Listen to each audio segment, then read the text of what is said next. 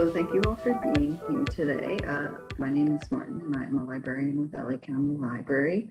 So our event today is Engineers and the Environment. So I'm going to introduce our panelists. We have Kevin and Ariana, and they are going to share their experiences working with the Department of Public Works with LA County. So I'm going to hand it over to you all. Hi everyone, my name is Kevin Chang and I'm here with Ariana Villanueva, who I work with actually quite a bit at the department, and we're representing LA County Public Works here to present to you today on environmental engineering and our environment. For the first slide here, I want to talk a little bit, we can talk a little bit about me or introduce myself. My name again is Kevin Chang. I'm a senior civil engineering assistant here at LA County Public Works. I studied civil engineering when I was in college, particularly with a focus on water resources and environmental engineering. I received my undergraduate degree from Washington State University and my master's degree from UCLA. I am from LA County, or Los Angeles is my hometown, and my interests are actually traveling. The picture on the bottom right is actually the highlight of one of my trips from in Tokyo, and then the one on the top right is me on a hiking trip over in Peru, and that's also hiking is also my other hobby. Last but not least, when I'm at home and I'm not able to get out there, I do really enjoy watching sports nowadays, particularly the Lakers and the Rams, our local teams. So how did I get on this path to wanting to become an engineer? There were definitely some early signs for me. I really did enjoy the math sector, the math type of work, and also I really loved maps. You know, when my dad had to find directions somewhere, I was like the first one there, ready to go figure it out. Also, I really like to pull out my dad's tools and just take things apart to see how they work on the inside. And so sometimes when I took those things apart, I'm sometimes I would put it back together. A little bit about maybe my co-presenter here, Ariana. Hi, thanks, Kevin. So my name is Ariana Villanueva, and I'm an environmental engineering specialist, and I work in the same division as Kevin at LA County Public Works. I graduated with a degree in environmental engineering from the University of California, Riverside, and I was also born and raised in Los Angeles, California. A little bit more about me. I do enjoy a lot of traveling, which, I haven't been able to do too much of lately.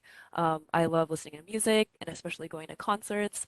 Also pretty limited in being able to go. But I love outdoor activities in general, like hiking, running outside, biking, and going to the beach. Next slide.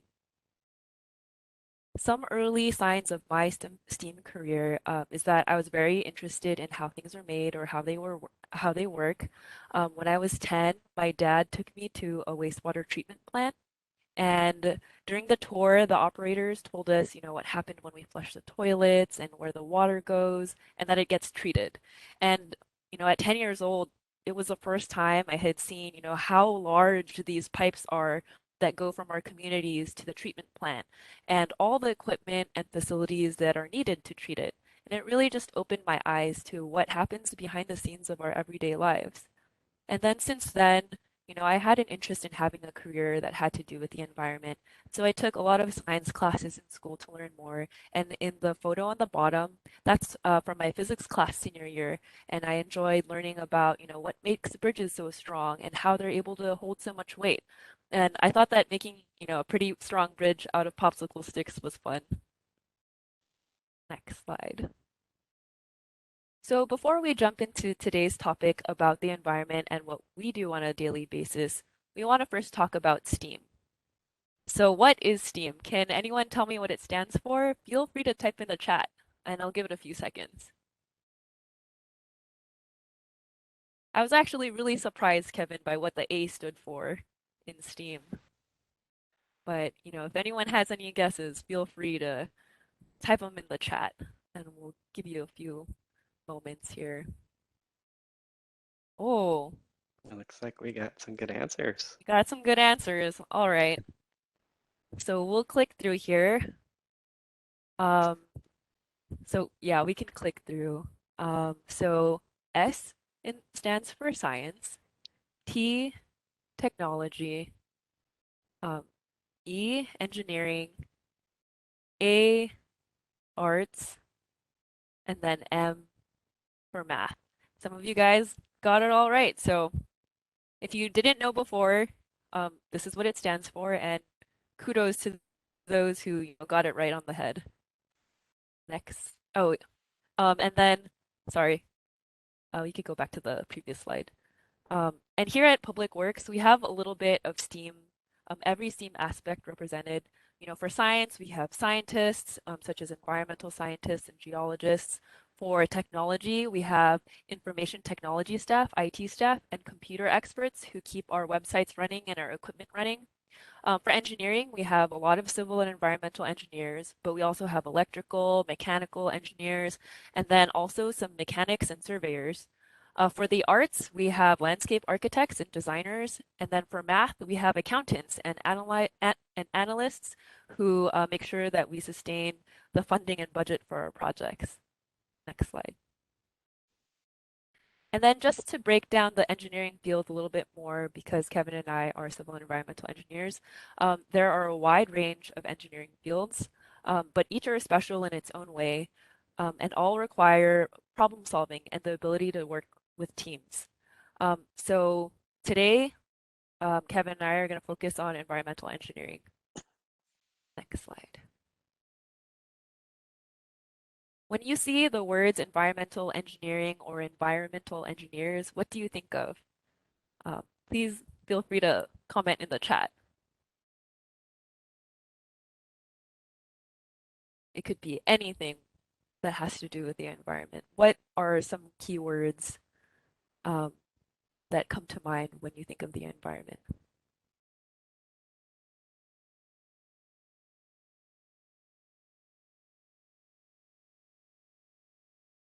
Okay, so we got some good answers. We have some talk about buildings, facilities, um, biothermal technology. I feel like that's, something that's new. Um, some people think of family members who are also in the field. That's great. Um, so you can go to the next slide, Kevin.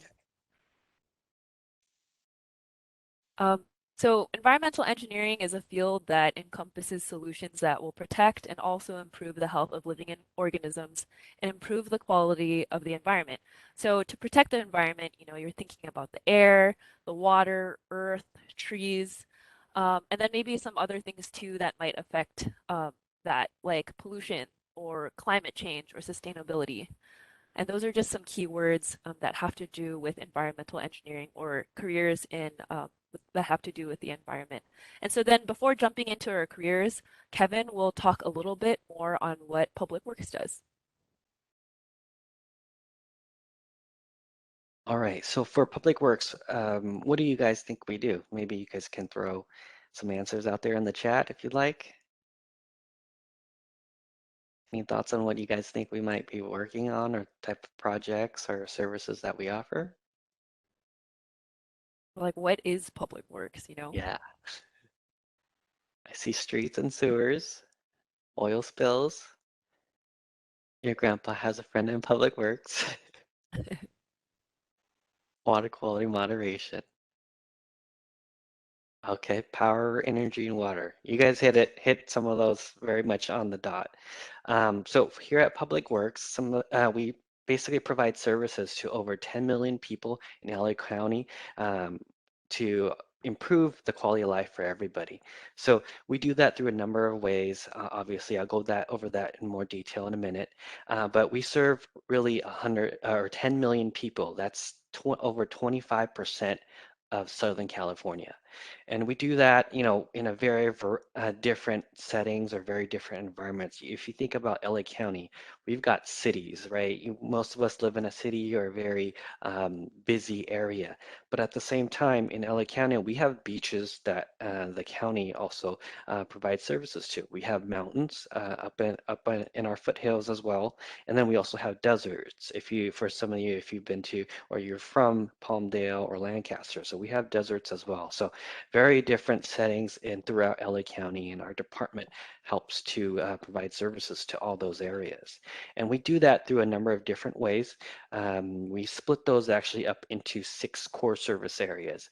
One core service area that I actually get to work with, and Ariana as well, is the water resources area. So for this one, we get to work on or help with taking care of, say, our waterways and our storm drains, and to help with preventing floods or provide water to a local community. For environmental services, we help with trash and recycling, and with some of the waste that might happen, in our cities or our businesses, to help take care of that. For transportation, our department also helps to manage and repair many of our roads, a lot of our bikeways, and even some of our airports.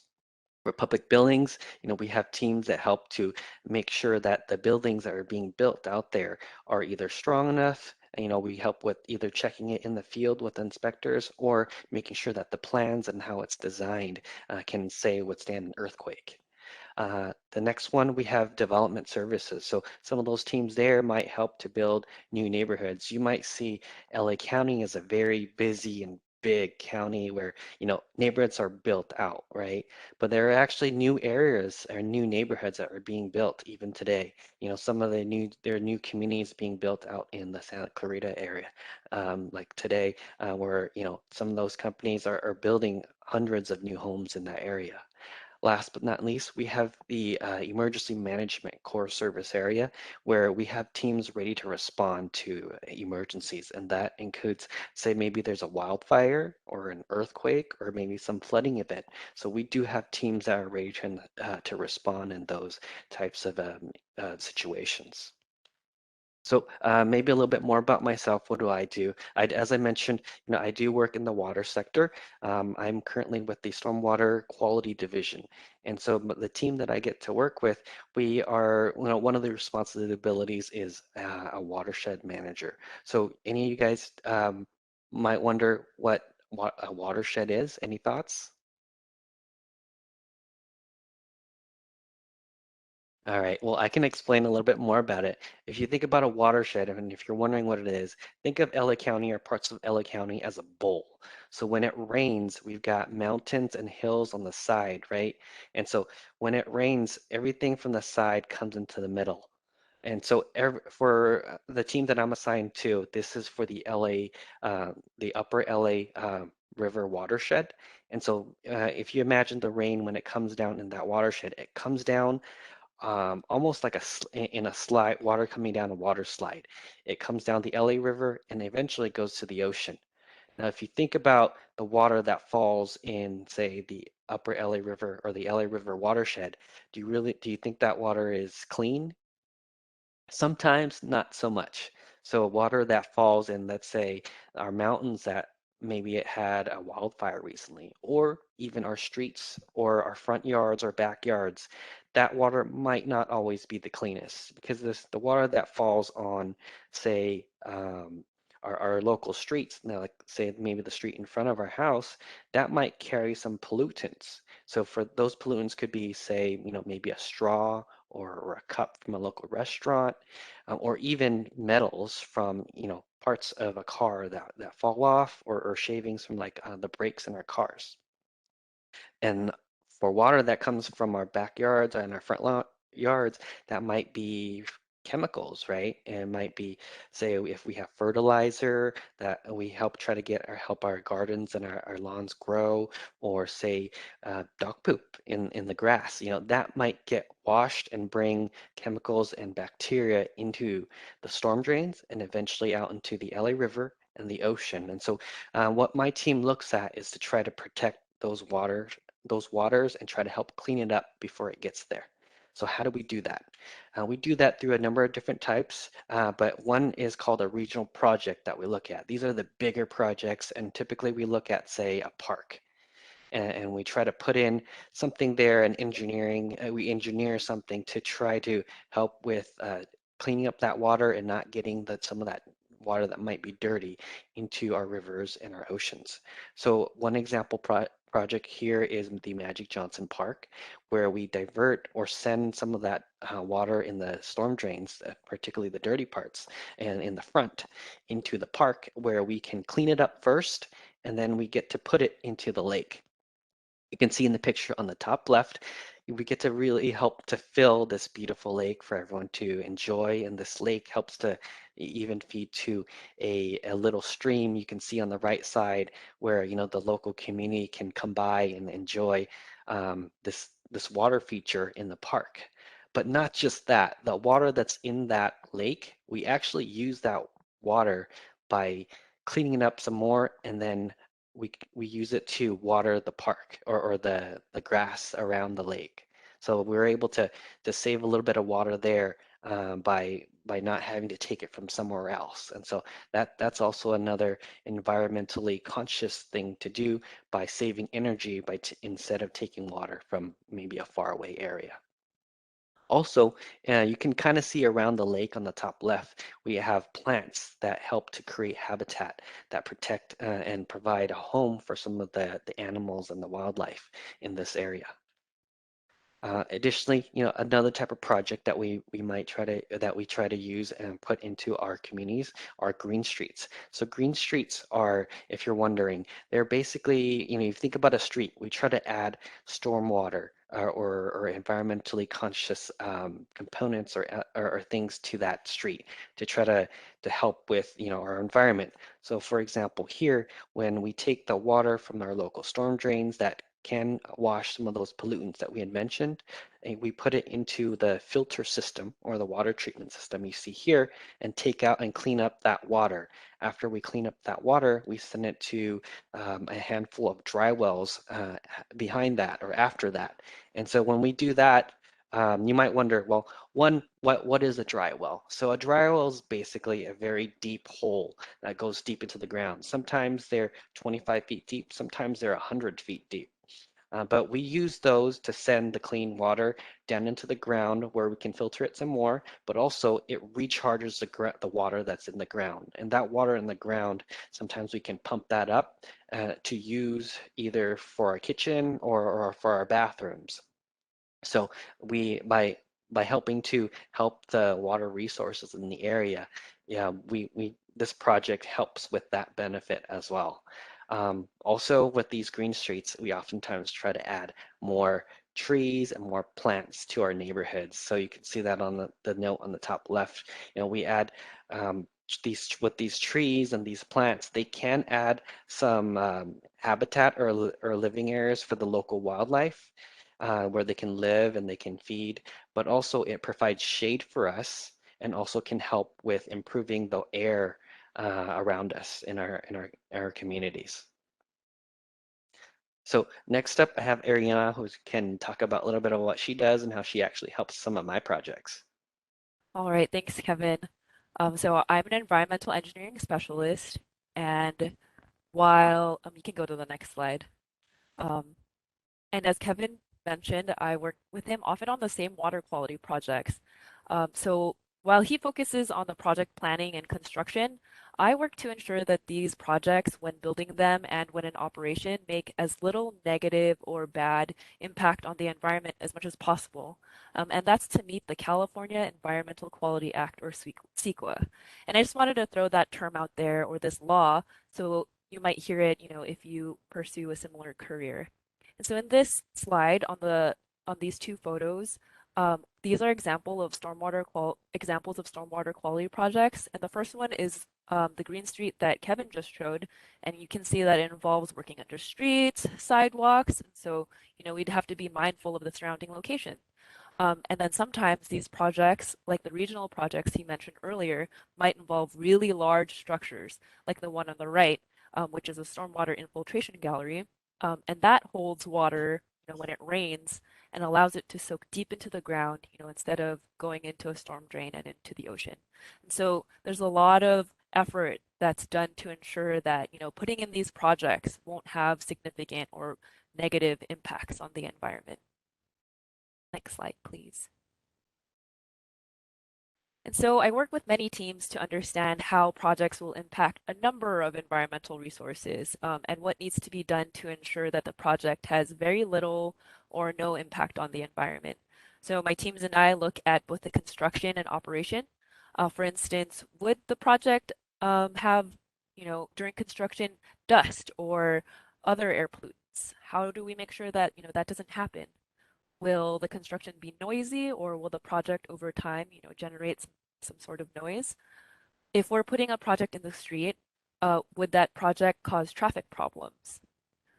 I also work with biologists to understand if a project will affect wildlife, like during construction or even when the project is done. Would any of the habitats, surrounding habitats, if any, be affected? We even analyze if the project is within an area of cultural or historic or even tribal significance.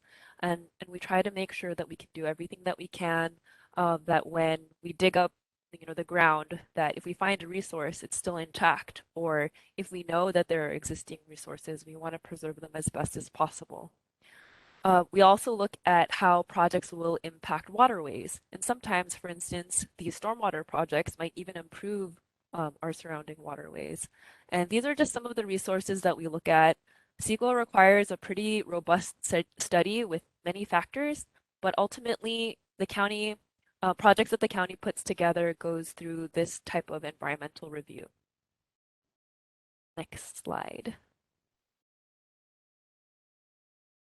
Oh, so during this review, we see that if we see that something might have a negative impact on the environment, we identify measures or activities to reduce these impacts, and we call these mitigation measures. For instance, if we know there's a wildlife habitat, one of these measures could be fencing off the area where the habitat might exist to ensure that the construction doesn't impact it. If we identify that the project is in a sensitive area, we might want to make sure that the noise from construction is reduced as much as possible. So we might, use sound blankets over the equipment or limit our working time to certain hours. For projects in the street, such as the Green Street project that Kevin is working on, we want to ensure that there's enough traffic flow during construction, or we might want to redirect traffic. And then sometimes if we know that there's a cultural or tribal cultural um, resource in an area, we might have specialists go out, like tribal monitors or cultural specialists, to observe the construction for any potential resources. And these are just some examples of mitigation measures that take place during a project construction, to ensure environmental protection. But while I don't do these measures myself, I use the information provided by the teams of scientists, engineers, and specialists and compile them into documents for the county and ensure that all of these are put in place before a project can start. So while Kevin and I work on similar projects, we are looking at these projects with very different lenses, and it just comes to show how broad the overall umbrella of STEAM careers in the environment and environmental engineering can be. So with that, I'll hand it over to Kevin to talk about how you might be able to prepare for a STEAM career. All right, so if you guys are, hopefully you guys are interested, or we've, interested you guys in a career on this path, either in STEAM or even in civil or environmental engineering. If that's the case, there's some classes that you may want to think about, especially if you're in high school right now or about to be. Some of those classes would be in the sciences, so biology, chemistry, and physics, but also with math, so geometry, algebra 2, trigonometry, pre-calculus, calculus A, B, and BC while you're in high school. And the reason for that is that math is very heavy focus when we're in college, and those classes that you take in high school will help to prepare you and to set you up for classes like calculus 1, 2, and 3 while you're in school, and also with statistics and even differential equations. So the path to becoming an engineer, definitely we all have gone to college. That's definitely a route that you'll need to go through to get to becoming an engineer. But you can go through a community college first before going to a four-year university. That's just fine. But when you're there at the university, there are some things that you may want to think about. like internships and research. And an internship, if you're wondering, is sort of like a part-time job while you're a student, and you get to work under someone like, say, an engineer while learning and maybe get paid for it as well. For research, those are you typically with your schools. You might help your professor or your teacher in maybe some of their laboratory experiments, or maybe some of helping them with some of their studies in terms of finding out how things work. Now, after graduation, for your engineering career, there definitely will be some exams. The first one is the EIT, or short for engineering training. To get that, you will have to take an exam. Typically, the four-year universities prepare you to pass that. So after passing that, you get to work as an EIT and take the PE exam. So for the PE exam, that's an exam that really helps to check if we really know our stuff. And when we've passed that exam, that allows us to, for one, maybe put a stamp on the work that we do. It's kind of proof that we know our stuff. Where, in some cases, work unsupervised, whereas, somebody else might not have to check our work because we know what we're doing. But in other cases, we may also need that PE license or professional engineer license to check other people's work, because again, it's a check for us to make sure that we know what we should know. But also with Public Works here at our department, there are plenty of STEAM careers, particularly in the sciences and the arts and the math sectors.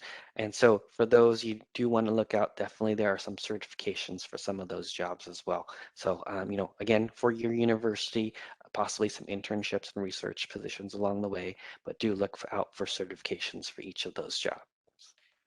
So maybe a little bit more about myself and what I did when I was in school. I definitely was active in the clubs at the university. One was the American Society of Civil Engineers. The second one was on the steel bridge team, where I got to work with a team to design a bridge that has to hold over 2,000 pounds of metal.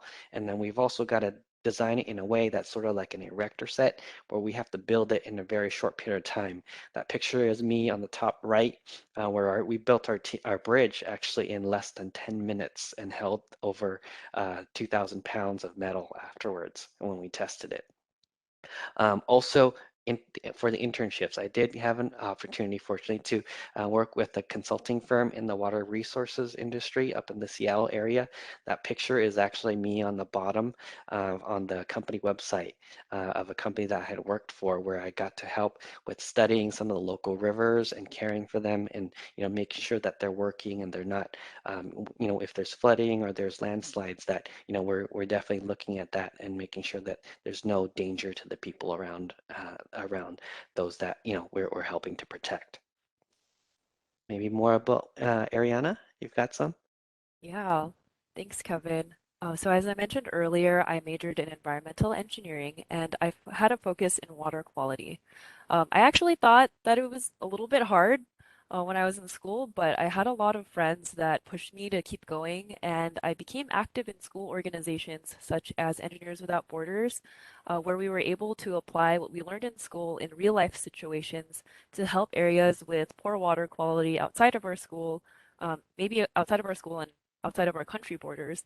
And so I quickly learned that being skilled in science wasn't everything that you needed to be when you're an engineer or a scientist, like being able to present your project for funding or working in a community on a project and having to communicate in non-science terms. And so from this experience, I tried to prepare myself as much as possible for working in the real world. So I interned and volunteered as a student engineer. These opportunities are available for students, and I think talking to counselors and working with fellow students helped me a lot. Next slide. So there are some things that you can do now to develop your skills. It's important to have both hard technical skills and soft or personal skills. Um, for the hard skills, learning as many computer programs as you can, which will probably come in handy in any career that you might have.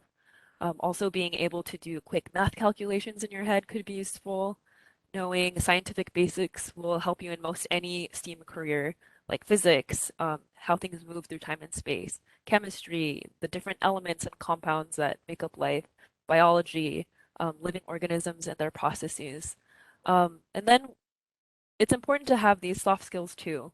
As I mentioned, not being a scientist or engineer also requires these additional soft skills. So these are things like problem solving, being able to think outside of the box, being able to work in teams is really important. Learning how to maybe have difficult conversations or conflicts, maybe even being able to negotiate. Having strong communication is also very important. Being able to talk about your ideas, and also maybe write them so that other people can understand. And then lastly, being able to adapt to new situations. Life will throw all sorts of curveballs and projects will have all kinds of challenges, and being able to adapt is very important. Next slide. So why become an engineer or have a career with the environment? I think that the biggest satisfaction that I get is knowing that I can make a difference. In the scope of the world and in the environment, we might be small parts of it, but I know that I'm directly working to make a difference in the local communities of LA County. You also get to be a part of a team to solve problems that requires thinking outside of the box for new solutions. And then lastly, there's always something new to learn, which keeps things interesting, and you keep growing as time goes on. And so with that, I'd like to open the floor to questions. And if you want to reach out to Kevin or me, our information is here on the slide. Thank you.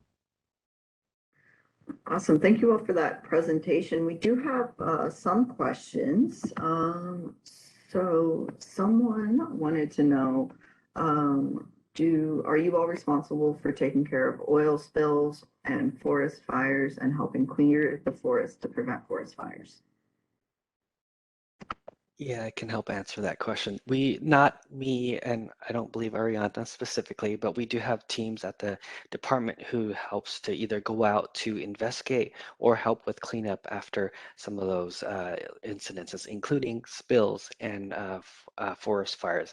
We either will have staff help to directly clean some of those. So, I know the last few years, or a couple years ago, there were some forest fires where, it brought down a lot of debris afterwards, and there's a lot of burnt, things that are burnt, and afterwards, particularly when it rains, it just kind of goes and clogs up one area. So we have teams that help to clean up. We have teams that help for people to rebuild a house if it got burned down, and we also, for some of those spills, either we'll have teams to either to clean it up or to help get the right person to fix those issues.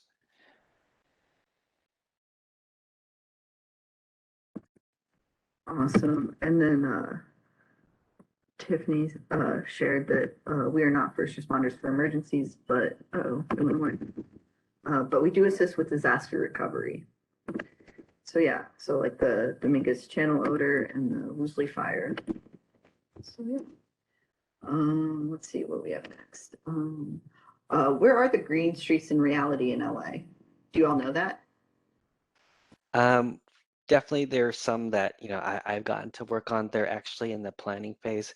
So the green streets are somewhat of a new concept, something that, is relatively new. We might have some streets that might already have some of these elements, but for me, the projects that I'm working on, are up in La Crescenta, and up in Altadena. We have some in the Compton area. They're they're pretty spread out throughout, but honestly, there's not a ton right now, only because it's a bit of a new idea, a new concept, and we're really we're here to try to build a lot of those. Hope that answers your question. Thank you. A couple people were asking about what EIT and PE stand for again, if you could go over that again. In EIT, engineering training, and PE should be professional engineer.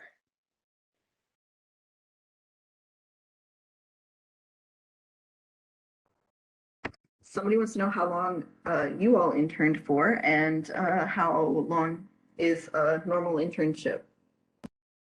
I can take this question. Sure. So I did two types of internships. The first one that I did with LA County Sanitation was actually only for the summer. I could have extended it for the year while I was working, um, while I was going to school, but because I overloaded my semesters with classes, I didn't have enough time to go back and forth from interning and my schoolwork. And then the following internship that I did was for about a year and a half until I was able to get a job. Um, and I did this internship. It was a volunteer internship, and this was back during the recession. So there were a lot of engineering firms that weren't having paid internships, but I was able to work with the city of Los Angeles in their wastewater conveyance engineering division while I was going to school. Um, and so then I did that for about a year and a half. I can share a little bit more about my experience too, if you'd like. So for me, the one internship that I did up in Seattle was for about 4 months. It was a summer internship for me, and so that was, basically full time. I worked 40 plus hours a week, but also I had a lot of classmates that had internships while they were in school. So some of those when you're in college, your classes can be all over the place. Sometimes they're mostly all bunched up in the morning. Sometimes they're bunched up in the afternoons. And so for some of the local um, engineering firms or the agencies, they might have pretty flexible schedules where they can work with your school schedule and try to find ways where you can help out. So I had classmates that were working while they were in school for 2 or 3 years for their last 2 years at college. So if that helps as well. Yeah, I think both of you shared good information. Someone wants to know, is there any way to get involved while you're in high school?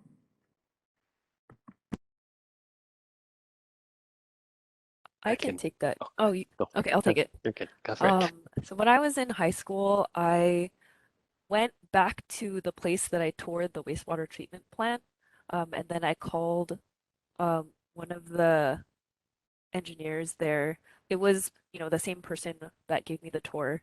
And I just kind of asked them what I could do to prepare for being an engineer or working in that same area. And they told me just to take the general science courses, but then I was also able to volunteer at like Earth Day events or other things, just so that they would be a little bit more familiar with me. And so that's just an example of what I did. Kevin, do you have anything that you might want to share? Sure. For me, I'm not sure if they're around anymore, but I definitely was involved in school that some of the activities helped me today and really, kind of pushed me towards this direction. So there was something called the Science Olympiad. That was something that I was a part of. There's a competition where I worked with robots. There's a competition there where I worked with geology. And so I had to, I guess over a couple of months, we had to study on geology, and then we competed with other students. And last, I think I even had one that helped with maps. I enjoyed maps. And so it was with surveying. And so we had to study how the whole surveying field worked. And then they would sort of essentially test us with other students around the country. I'm not quite sure if that's available, but if maybe look it up, and if it is, that's something that you may want to look into. It can be a lot of fun to compete, and you get to learn on things that might be useful in the future as well. Cool, thank you for sharing. Somebody says, uh, do your jobs involve a lot of computer knowledge or special software skills? You I want to can take this? start. Okay, yeah. Sure. Um, Definitely for us, having software skills, usually when I was in college, a lot of those classes were introduced to me.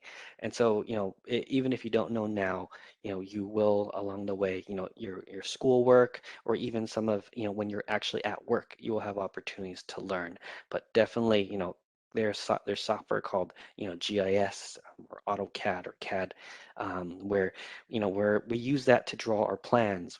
Use that to draw our maps so that we can communicate that information in a very accurate manner so that the contractors or the construction workers can build it, to how it should be. And so definitely using those computer tools really do help us with getting some of that information. And you think about a house or a building, there's oftentimes plans that we pull from those built years ago or decades ago. So that's sort of like a record that can help engineers in the future as well. And nowadays, most of it is all on the computer. So, you'll definitely have the opportunity to learn along the way. But to answer your question, yes, very much so that we use computer and technology. Yeah, and then just from my experience, I write a lot of documents. So, being very proficient in the Microsoft Office program, so Word, PowerPoint, Excel, those basic programs, it's very important to be very proficient in those programs. And then also when I was during my internships, I did use CAD and other um, software that you might learn on the job, so or learn at school. So it's just important to kind of understand, how those work too. But I don't use those anymore. But I definitely do a lot of writing and presentations.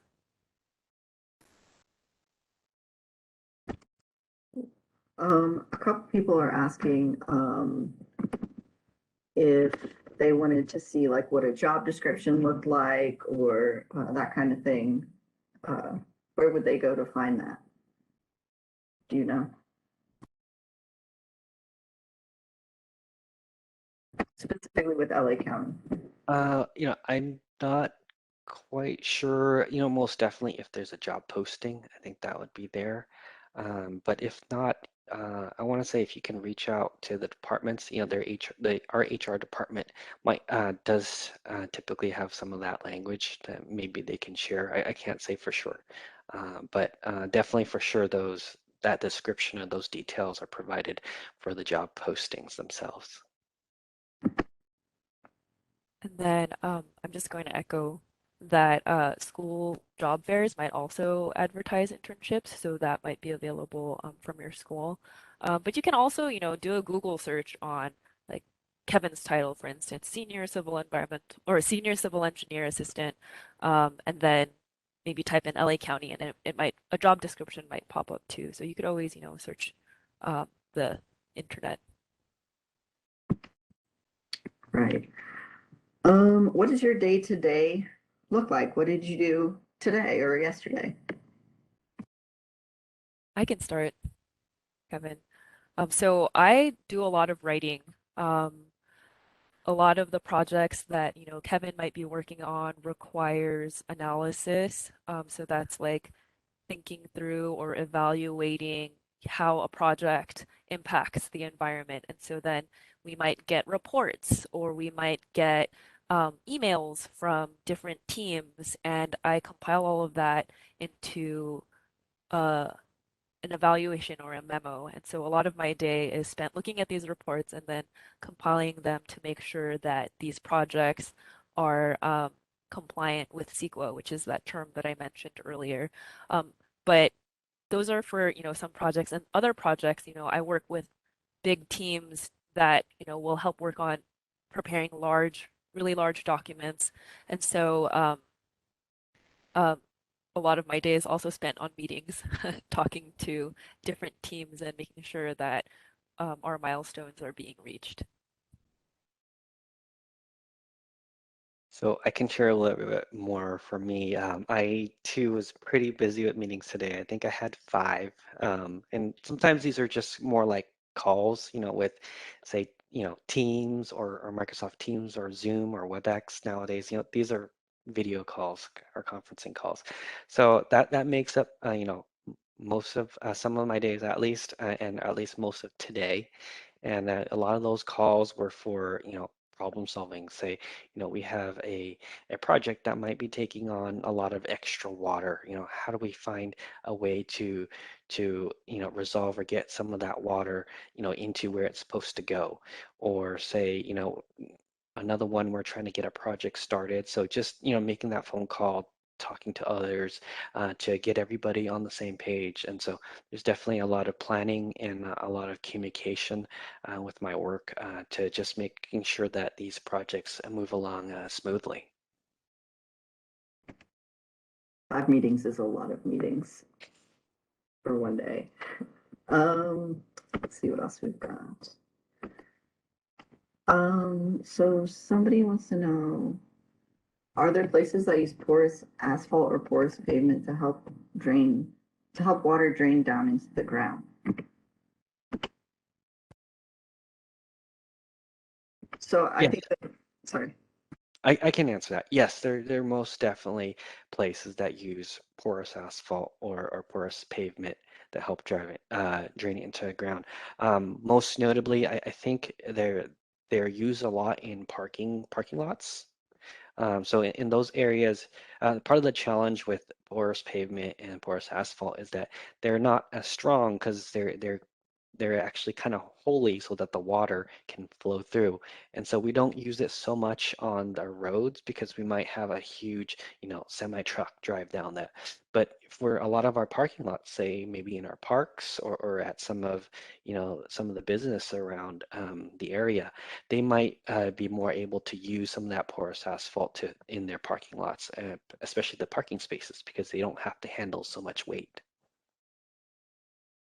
And yeah, I think I saw in that question, does it help to drain it into the ground? Yes, it does. It basically leaves it open for the water and the rain to go down into the ground and recharge the groundwater, similar to some of our projects.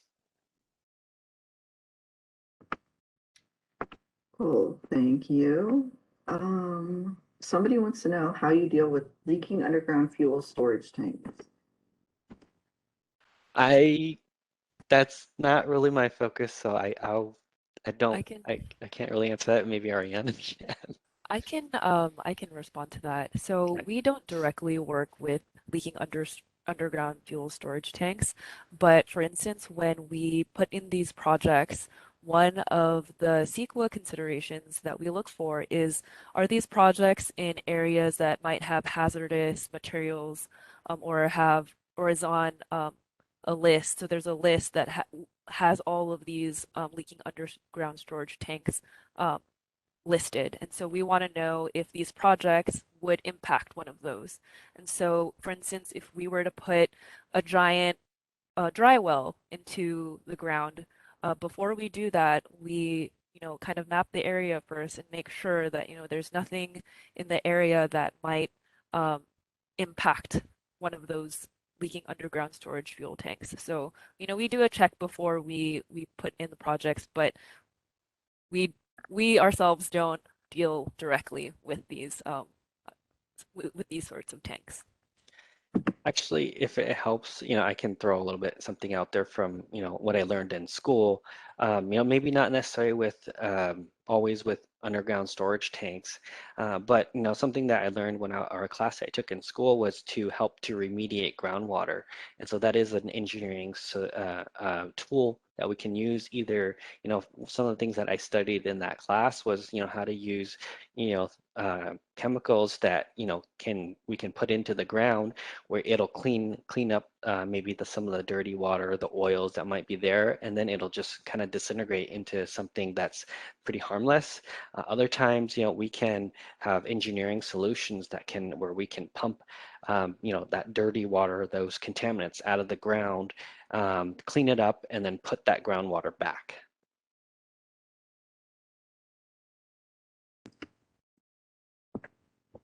Okay, that makes sense. Someone says, what kind of jobs are available in the private sector? So along those lines, why did you all choose the public sector versus the private sector? You want to take this first, Kevin? I can take it first. Okay. For me, for the private the I'm sorry, the the public sector, I do enjoy it because I believe it actually gives me a little bit more opportunity to work on engineering, especially some of the big projects that are already out there.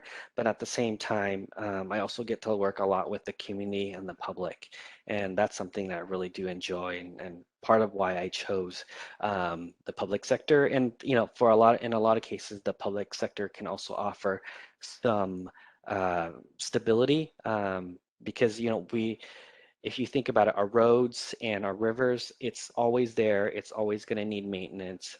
But, for the private sector, it might, we might build more when the economy is good, but we might not build so much when the economy is bad. But when the economy is bad, again, we still have to take care of our roads. We still have to take care of, our pipes that deliver water to our houses or that deliver floodwaters to the ocean. And then I can answer this too. I did work in private before working with the county, and it was great. I enjoyed what I did. I actually worked with in a field similar to leaking underground storage tanks with soil vapor extraction. I know that's a pretty big word, but we pretty much cleaned up the ground for private companies. And that was exciting. But I eventually settled on working for the county because of what Kevin mentioned, stability. And my first internship was with LA County, but with the sanitation districts. And so I kind of was very familiar with how the process of working at the county was. And so I was very familiar with that, and I wanted to work with the county again. Um, but there are a lot of jobs available in the private sector. I think I mentioned that, I work with a lot of teams. So, there's a lot of biologists and other scientists that work in private companies. I work with consultants or people that we, contract to prepare, some of these larger environmental documents. And then we also work with, engineering firms that might, help with modeling or other, um, studies and calculations for the projects that we work on. So, there's a wide variety of opportunities, and we work with private companies as well. Yeah, I was hoping to add a little bit more on that. For a lot of my projects, it goes through a design phase, right? And even a project management for the design and the construction phase. So for a lot of that, I work with designers from within the department, but at the same time, I work with a lot of designers that are out in the private sector that do basically the same thing. It's just, who they work for, but they help with our projects. And I think I have about 15 projects, and probably about half of them are out in the private sector where they help us design it. And so, it's a lot of these positions and a lot of the jobs are pretty similar as well, whether you're working in the public sector or the private sector. There can be some jobs that, where your roles are the same no matter who you're working for. Thank you for sharing. Let's go to, since we're kind of towards the end, what is one piece of advice that you would give to a student today? I can start. Um, a piece of advice that I could give to a student that I wish maybe someone had told me when I was younger is to really invest in yourself.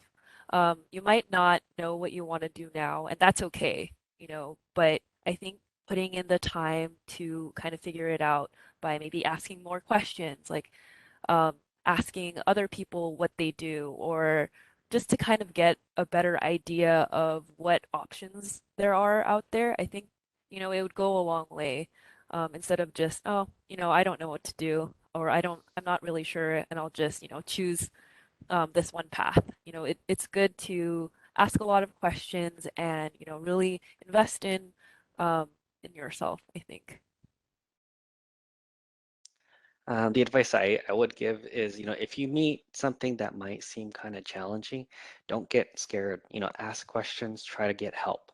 You will never, you never know. You might find something that you really like, or you might solve something you never thought you could. There's a lot of help.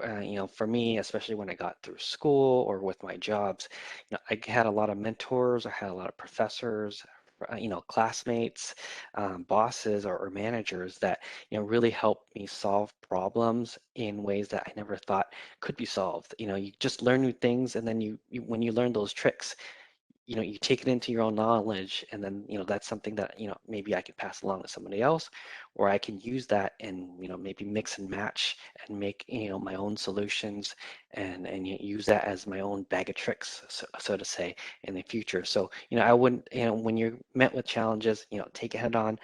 Go find answers. I think there are a lot of people out there that can help. All right, I think we have time for one more question. If you could make one major green change to LA County, what would that be and why? I can start if you want. Go ahead. Maybe this is a little bit more selfish, but I would like to add more bikeable areas. And so the only reason why is because, it's pretty difficult to bike from one place to another, but, biking has a lot of green uh, benefits. So, you won't be emitting air pollution from your cars. You get exercise, you get to go out, which I love going outside, and I love biking. So, if there were more bikeable areas, I feel like that's one green change that I'd like to see in LA County. But, it's pretty difficult because LA is so huge and, we drive to get everywhere. So, For me, if I can pick one, it would have to be a lot more new trees. That I think the trees do just so much for us. They provide shade, and they help to clean the air, and that's something that I always try to add more to with my projects. And so that's definitely one that I enjoy, and I really like seeing the green oftentimes too. And so that's one green change that, if I could pick one, that would be it.